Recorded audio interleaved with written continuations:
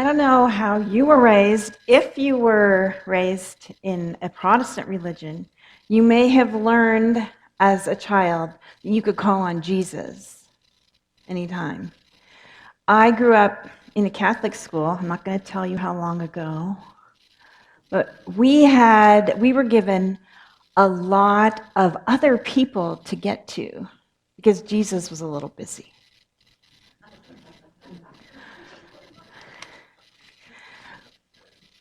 We were given guardian angel. Now, your guardian angel has nothing to do but follow you around day and night. So you could always call on your own particular guardian angel. Many of my friends named theirs. I apparently didn't remember that. But also, we were given saints. And let me tell you, there are a whole ton of saints in the Catholic Church, and there are many patron saints. Every city has a saint, every activity. As a matter of fact, you probably didn't know this, but the patron saint of artists is Catherine of Bologna. And I don't know how they did this, but there's a patron saint of astronauts, Saint Joseph of Cupertino. And he doesn't live in California because he was made a saint in 1767. I'm not in charge of the list or anything like that. But I do appreciate the list. Oh, and we could also call on angels and archangels. We could take our troubles to angels and archangels. And we were allowed to talk to the mother of Jesus, Mary. Mary was always there for us. We could say prayers to Mary. And we could say the Our Father, only you could say the Our Father. It's not like you would talk to him. You just could say that prayer. Oh, I forgot the Holy Ghost. We can also talk to the Holy Ghost. So you see, we really had a lot of people in our spiritual upline. And I'm here to tell you today that you can go ahead and bother Jesus anytime you want to. He's happy, Mary's happy, all of the saints are happy, all of the angels, archangels, all of that spiritual help. All of the spiritual help, your grandma, whoever you find in your team, they're happy. I think they had the right idea about all the spiritual help that's available to all of us. Watching over us, just like our guardian angels, all the time, night and day, 24/7. There's spiritual help. And each of us gets to figure out who we call on as we make our spiritual team. I find that the world has a lot of messengers from all that is. Signs and wonders and gifts. I put an oracle card deck on one of the back tables. That's one of the ways you can have fun with finding signs and wonders. You pull out a card and it has a message. And I'm happy to say that this morning when I pulled the message, it said, "Get over yourself." It's like, which is really my most favorite spiritual message. Because, and when you read the little booklet, it says, get over your ego, right? You know, and for me, it was a perfect Sunday morning message. Like it was, get over yourself. It's not about your ego, because sometimes I think I am in charge. I think it matters how I think the persona matters. And I loved getting that reminder because it just reminded me that, just quit pretending. Every now and then, I think every minister is guilty of this. You think that being a minister is something. It's not. You think you have to be a certain way when you talk to people. You don't. There's a reason we're sticking authenticity in our vision and mission, because that's what we really long for, and that's really the best we can be. That's the best way we can be spirit. So, signs and wonders and gifts. And today, I have a nice picture of a little kid taking his first step. Or maybe it's not his first step, but I want to talk about the gift of taking your first step toward the light, towards oneness. And I also want us to notice that he's using the couch and his dad. So that's like to represent all the spiritual help that is here for us as we take our first step toward the light, toward oneness. We're not alone on a high wire by any means. It's not like that, even if we think it is.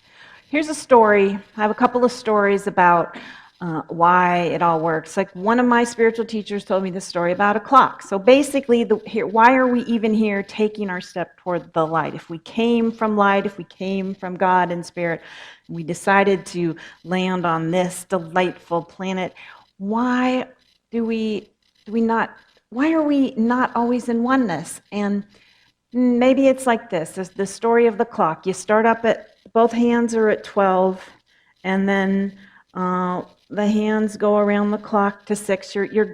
In order to know who you are, you kind of go away from the oneness. And then once you pass 6, you're going back up toward 12. You're going back up to the oneness. So if you wandered into this church today, you're pretty much past 6 and wandering back up toward the oneness to oneness. That's one story. Here's another story, a Sufi story. I love this one. The sun and the cave. One day, the sun and a cave struck up a conversation. The sun had trouble understanding what dark and dank meant. And the cave didn't quite get the hang of light and clear. So they decided to change places. The cave went up to the sun and said, I see, this is beyond wonderful. Now come down and see where I have been living. The sun went down to the cave and said, I don't see any difference.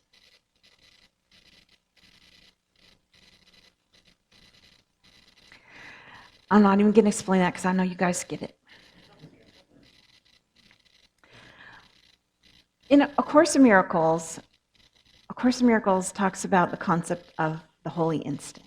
The holy instant can be forgiveness. Basically, the holy instant is anything where you know you're back at the 12 o'clock again, where you know your oneness, where you feel your spiritual team, where you know you're one with the light. That's the holy instant. And anything that happens, there is the teacher of the Course in Miracles has this to say: the holy instant does not come from your little willingness alone. It is always the result of your small willingness combined with the unlimited power of God's will.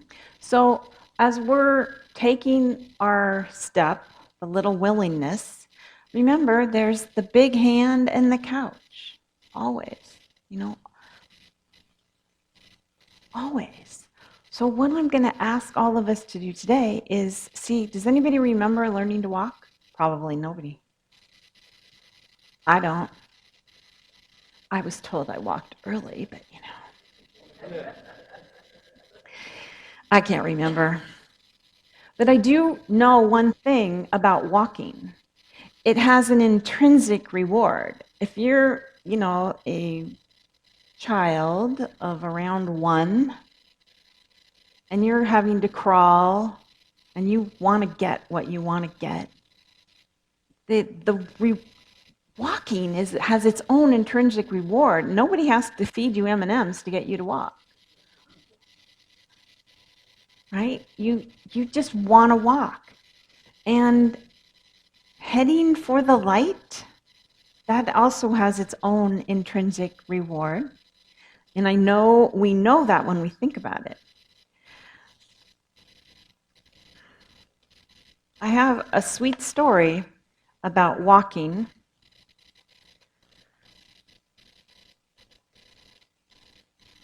A man named David Lawrence had a happy family, and at 11 years old, his son, David Jr., underwent surgery on his brainstem to remove a life-threatening growth. After the procedure, the surgeons and doctors said that David Jr. would never walk again. Seeing his son paralyzed from the neck down and facing life as a quadriplegic, David Sr. stayed by his son's side through months of intensive rehabilitation.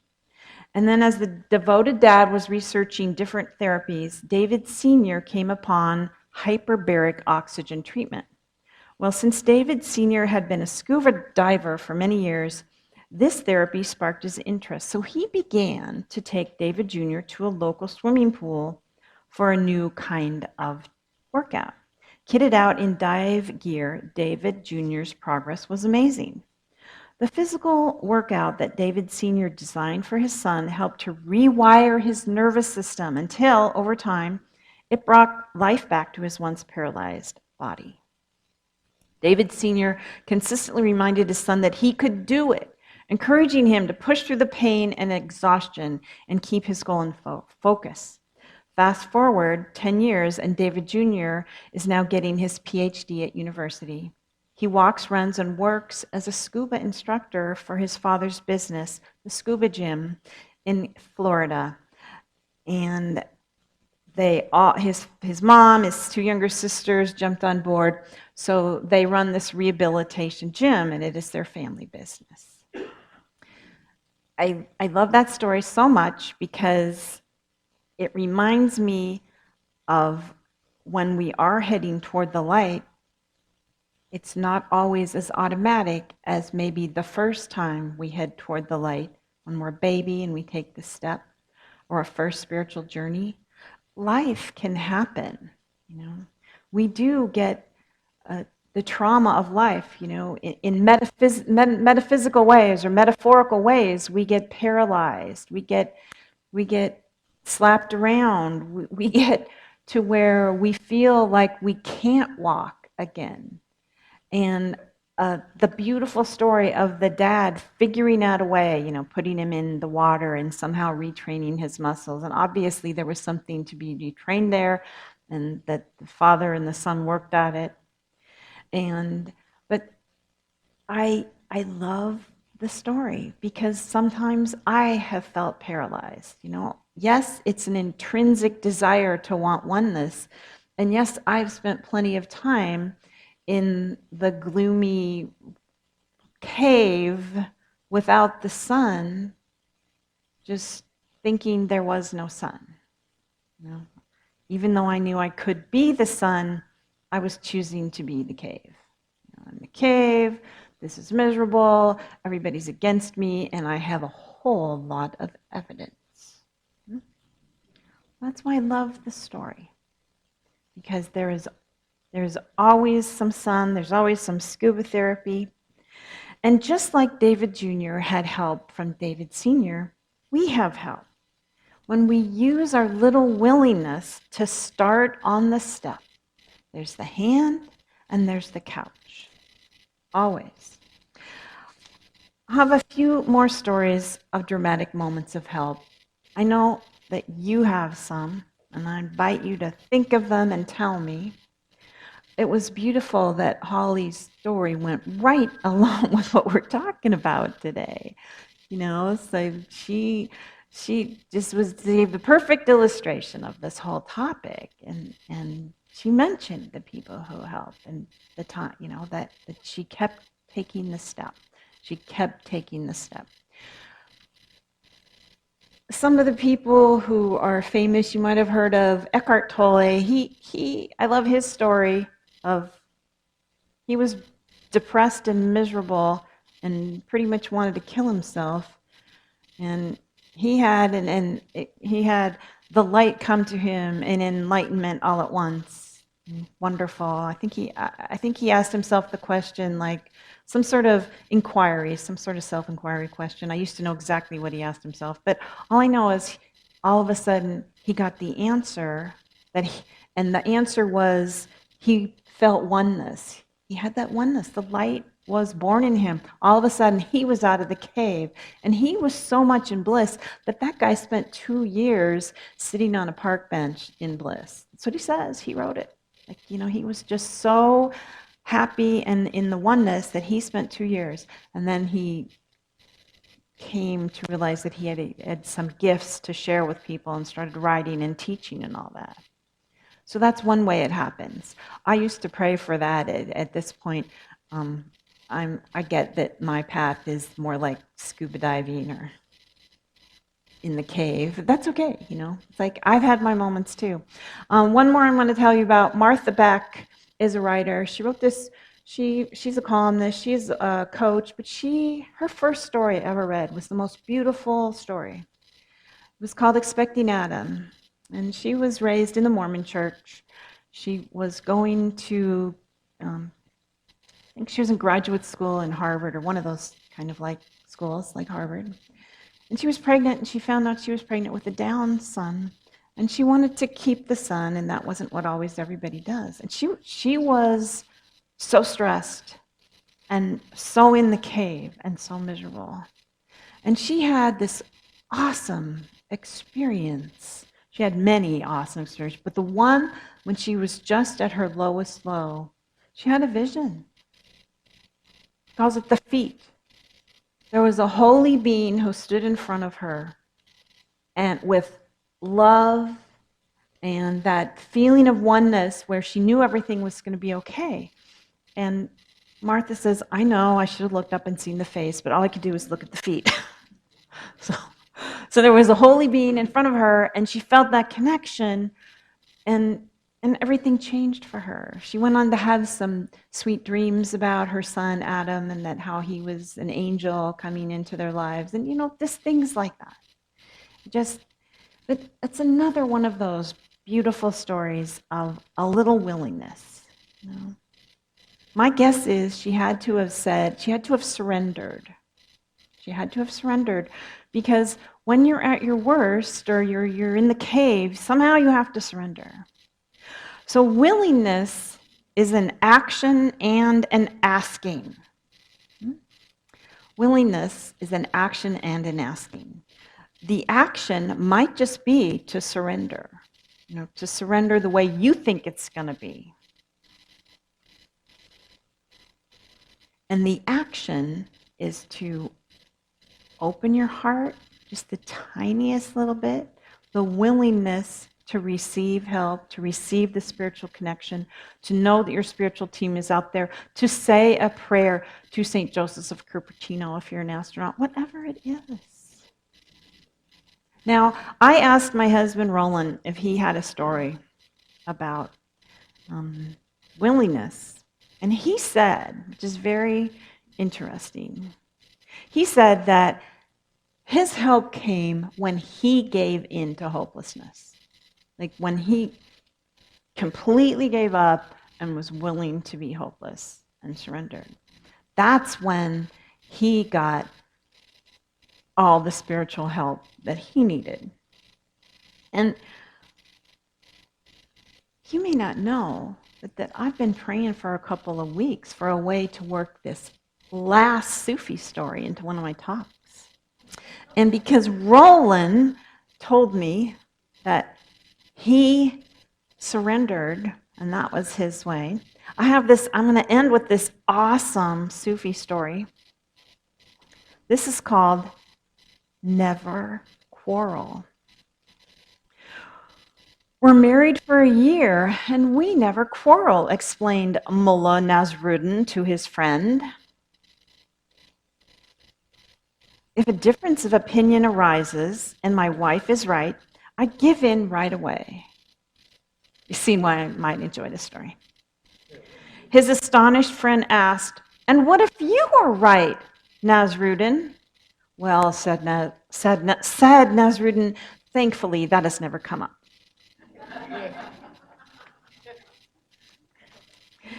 So let's take an offering for unity.